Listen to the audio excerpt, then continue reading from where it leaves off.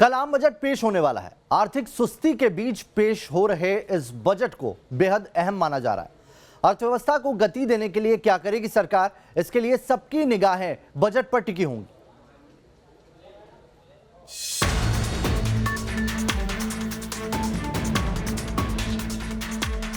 इसे एक दशक में सबसे चुनौतीपूर्ण बजट बताया जा रहा है।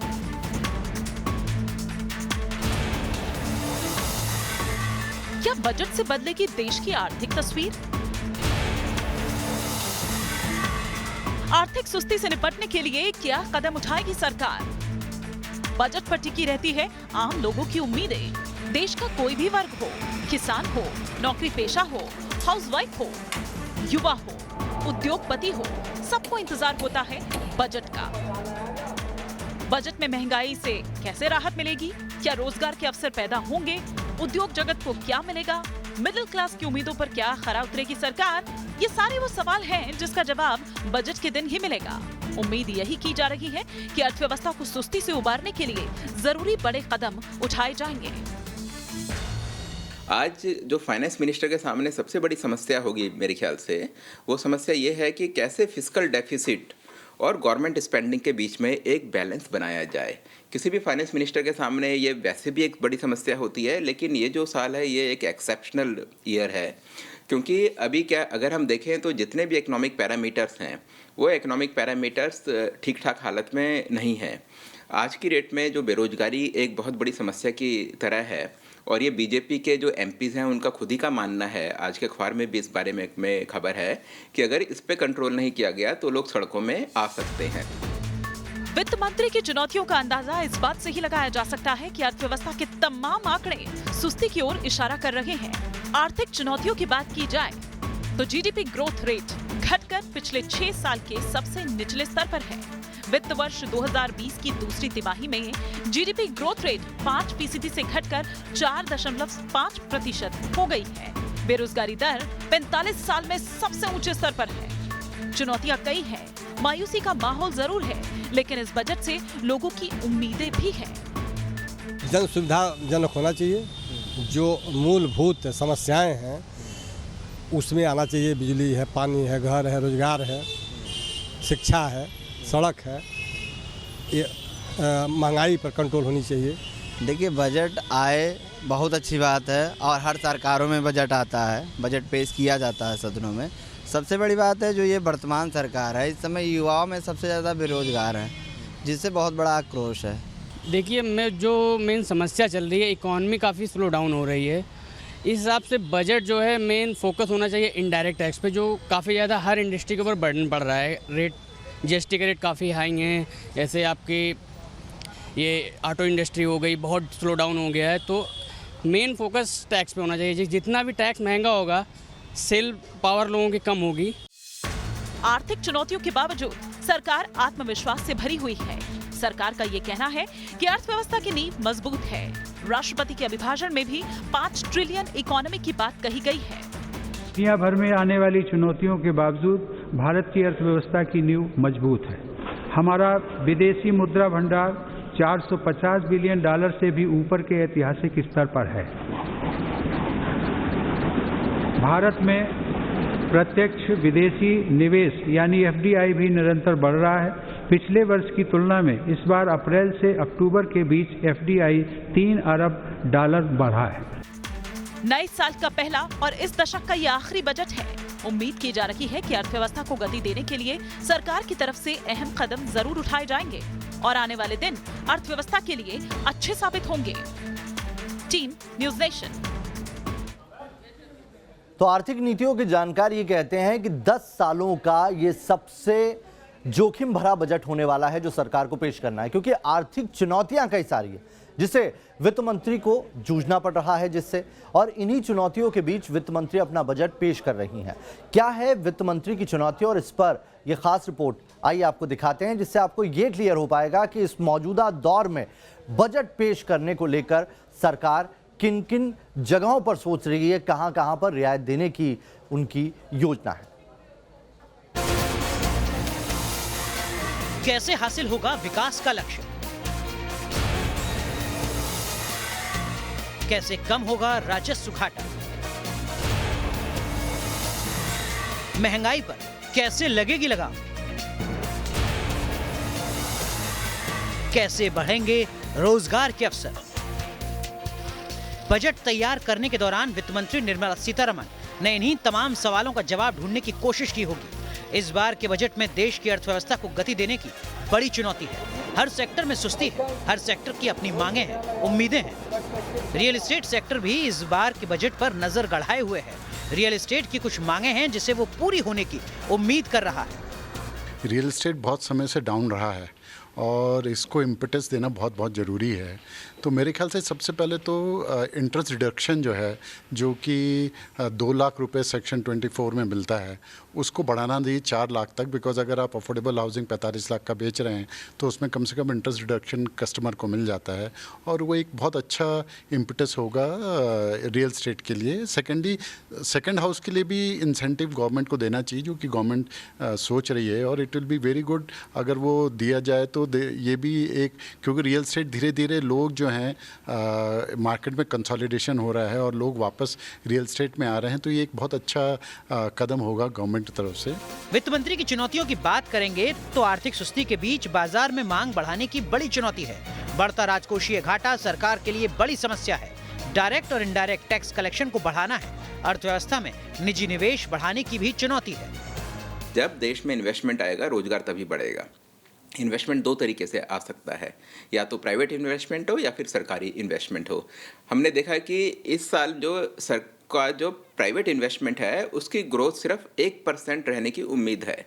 तो इसका मतलब कि जो प्राइवेट कंपनीज़ हैं, प्राइवेट जो लोग हैं, वो इन्वेस्ट नहीं कर रहे हैं क्योंकि उनका इकोनॉमी में कॉन्फिडेंस अभी नहीं है।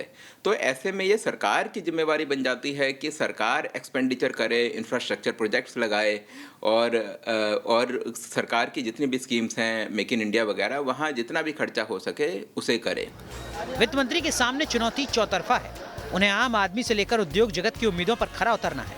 हकीकत और उम्मीदों के बीच तालमेल बिठाने के लिए वित्त मंत्री को बजट में बेहद अहम ऐलान करने होंगे। Team news nation. समाज के हर तबके को बजट से उम्मीदें हैं। हर कोई उम्मीद कर रहा है कि उनके लिए बजट में कुछ ना कुछ होगा। सैलरीड क्लास से लेकर हाउसवाइफ, रेल यात्री, सब इस बार के बजट से उम्मीद लगाए बैठे हैं।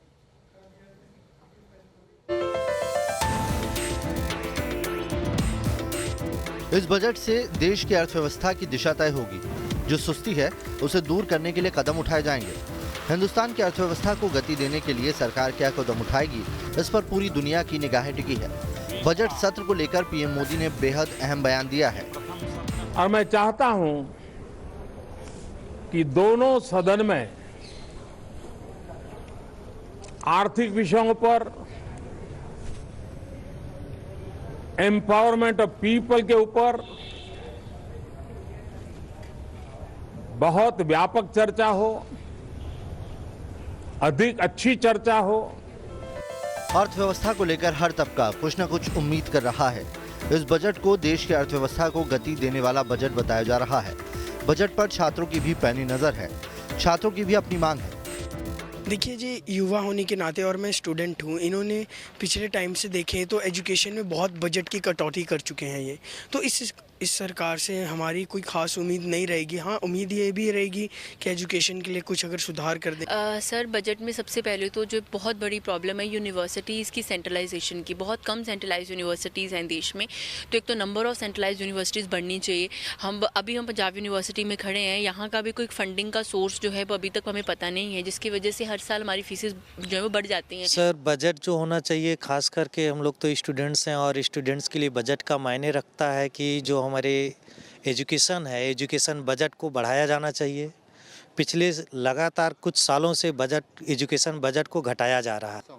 इस सबसे बड़ी बजट से इस उम्मीद है कि इस समय जो देश में जो सबसे बड़ी भयावह स्थिति है वो युवाओं की है, किसानों की है।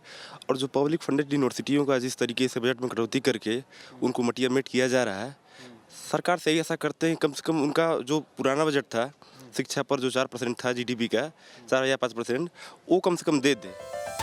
बजट के जरिए मिडिल क्लास को भी खुशी की खबर मिल सकती है। बजट में इस साल इनकम टैक्स से राहत मिलने की सबसे ज्यादा उम्मीद की जा रही है। जीडीपी ग्रोथ में गिरावट को देखते हुए सरकार ने सितंबर में कॉर्पोरेट टैक्स घटाया था। उसके बाद से ही पर्सनल इनकम टैक्स में कटौती की उम्मीदें बढ़ी हैं। हालांकि ये भी कहा जा रहा है कि टैक्स कलेक्शन के लक्ष्य से पिछड़ने की वजह से सरकार शायद छूट न बढ़ाए। एक्सपर्ट का यही मानना है कि अर्थव्यवस्था की चुनौतियां बड़ी हैं, लिहाजा सरकार के ऐलान पर सबकी निगाहें टिकी होगी। देखिए, मिडिल क्लास एक मेजर ग्रोथ ड्राइवर है इस जंक्चर पे, क्योंकि डिमांड में स्लो डाउन है। डिमांड को रिवाइव करने के लिए मिडिल क्लास को काफ़ी बूस्टअप करने की ज़रूरत है, खासकर इंसेंटिवाइज करने की ज़रूरत है in terms of lower taxation. तो हम समझते हैं कि सरकार ज़रूर कुछ ना कुछ जो डायरेक्ट टैक्सेशन है इंडिविजुअल्स के लिए उसमें कटौती करेगी। 5 लाख की इनकम तक अगर कुछ भी टैक्स ना हो तो शायद वो एक बहुत अच्छा बूस्ट होगा कंजम्पशन इंक्रीज करने के लिए। महंगाई को लेकर भी लोगों की चिंता है, लिहाजा गृहिणियों को भी वित्त मंत्री से अपनी उम्मीदें हैं। सबसे पहले तो किचन पे ज़्यादा ध्यान दिया जाए कि सिलेंडर सस्ता किया जाए, दालें बहुत महंगी हो गई हैं उनको थोड़ा सा बजट में रखा जाए, सब्जियां अचानक महंगी कर दी जाती हैं फिर डाउन कर दी जाती हैं। और मैं देख रही हूँ पिछले कई सालों से कॉस्मेटिक्स पर टैक्सेस बहुत ज़्यादा बढ़ते जा रहे हैं, हर प्रोडक्ट महंगा हो गया है। और ब्रांडेड की बात की जाए तो ब्रांडेड तो बहुत मतलब एक लिमिट से बाहर हो रही हैं कॉस्टिंग उनकी, तो कृपया आने वाले बजट में इन चीज़ों का ज़रूर ध्यान रखा जाए। सब कुछ बहुत महंगा है, कुछ भी सस्ता नहीं है, हर जगह का बजट बहुत ज़्यादा बढ़ता जा रहा है और इसको बजट में लाना बहुत ज़्यादा ज़रूरी। बचपन में मेरे पिताजी बोला करते थे कि दाल रोटी खा के सो जाएंगे या एक मजदूर जो है वो प्याज रोटी खाता था, ठीक है ना। आज वही प्याज वो मजदूर नहीं अफोर्ड कर सकता, वही दाल वो नहीं अफोर्ड कर सकता।